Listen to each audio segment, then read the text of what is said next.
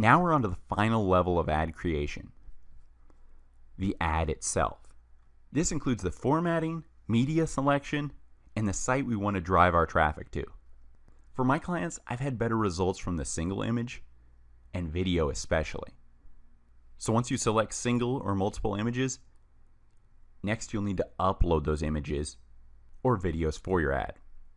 So note on the right-hand side, Facebook will give you the recommended image size for this specific ad. You really want to follow this recommended image size because your ad will optimally take up the entire newsfeed space allotted for this type of ad. So if you use a square image, for example, that's not going to take up the whole newsfeed, and it may be misaligned. But if you're creating ads with a placement targeting Instagram, you will want that square image, or that 1000 by 1000 pixel image. You'll need to select the Facebook page to link with this ad, then link the Instagram account by logging into it, if you have one. If not, you can select the Facebook page. Then for this specific ad, I'm driving people to a website link, remember? So you'll need to input that website URL you want to drive people to.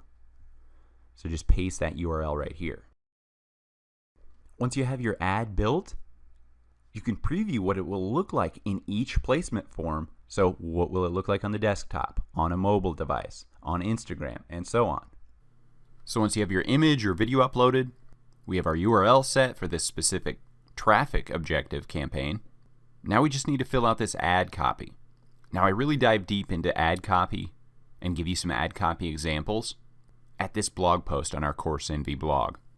So make sure to check that out, get your ad copy created, and then confirm and create this ad.